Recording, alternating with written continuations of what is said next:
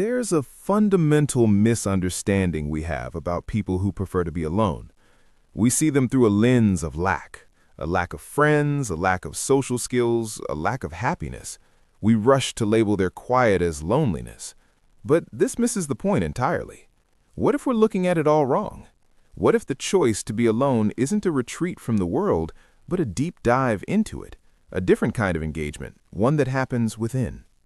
Let's start by drawing a hard line in the sand. Solitude is not loneliness. Loneliness is a painful, involuntary feeling of disconnection, a void you feel even in a crowded room. Solitude is a choice. It's the deliberate act of stepping away to a space that is calming, restorative, and rich. It's the difference between being abandoned in the desert and choosing to go there on a spiritual retreat. People who seek solitude aren't running from others, they're running toward themselves. They actively seek this state because it's where they recharge, where they make sense of their lives, and where they feel most whole. So, who is this person who genuinely thrives in their own company? They tend to be deeply self-aware. They have an ongoing, quiet conversation with themselves, understanding their own motivations, their emotions, their strengths. This isn't navel-gazing, it's a form of continuous growth. This self-awareness builds a powerful sense of autonomy. They don't need constant external validation to know their worth or to make decisions. Their compass is internal, guided by their own values, not by social pressure. This often translates to a calm, emotional baseline. They've had the space to learn how to process their feelings, to sit with anxiety or anger and understand it, rather than immediately seeking distraction or validation from someone else. And in that quiet, something powerful happens. Creativity flourishes. Without the constant chatter of the outside world, the mind is free to wander, to connect disparate ideas, to engage in the kind of deep, divergent thinking that leads to innovation. They often have incredibly rich inner lives, playing out stories and what-if scenarios. This isn't just about artists and writers, it's about the engineer solving a complex problem on a long walk alone, or the strategist seeing the big picture after a quiet weekend. This preference for solitude doesn't mean they dislike people. In fact, it often means the opposite. They tend to prioritize quality over quantity in their relationships. They don't have the social energy for a wide circle of acquaintances, so they invest it wisely in a select few deep, meaningful connections. Because they understand themselves so well, they're often better at setting boundaries, protecting their energy so that when they are present with others, they're truly present. They offer a more focused, attentive, and authentic version of themselves. The benefits of this chosen solitude are profound. Think of it as essential mental and emotional maintenance. Time alone provides a crucial opportunity to recharge, lowering high arousal emotions like stress and anxiety, and inviting in calmer feelings.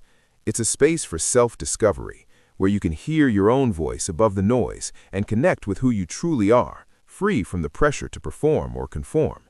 And this, paradoxically, makes for better relationships.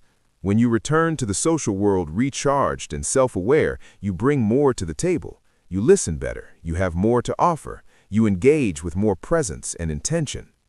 But let's be realistic. Living this way in a world that glorifies constant social engagement isn't easy. The person who prefers a quiet night in is often seen as strange, antisocial, or unhappy. This stigma can make it difficult for people to honor their own needs without feeling guilty. There's also a risk that others might misinterpret their need for space as a rejection, leading to them being overlooked or ostracized. This is especially true in cultures that place a high value on group harmony and constant togetherness. And today, we face a new challenge, the illusion of connection. True solitude is becoming a rare commodity. Being physically alone no longer guarantees you're actually alone. The phone in your pocket is a constant portal to the thoughts, demands, and curated lives of others. This endless stream of input fills every quiet moment, preventing the very introspection and mental rest that makes solitude so valuable. We might be by ourselves, but we are rarely alone with our own thoughts. This can create a strange paradox where we are constantly connected yet feel more isolated than ever, substituting deep real-world interactions with superficial online ones. So, how do you walk this tightrope? How do you balance a genuine need for solitude with the equally human need for meaningful connection?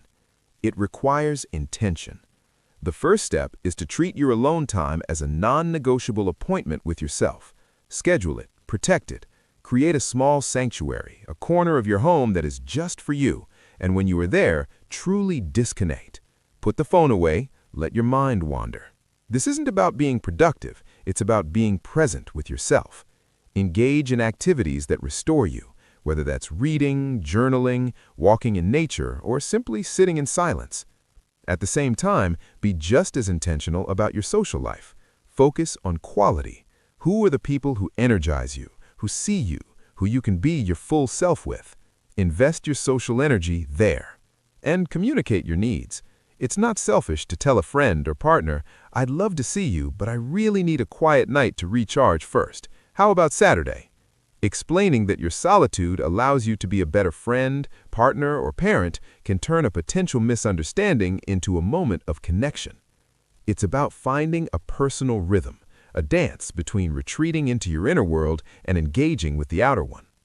Ultimately, the psychology of people who prefer to be alone isn't about social failure. It's about a different kind of success. It's about having the courage to disconnect from the noise in order to connect more deeply with oneself. It's about understanding that in the quiet spaces, we can find our greatest strengths, our clearest thoughts, and our most authentic selves. It's not about building walls to keep the world out. It's about tending to a rich and vibrant garden within.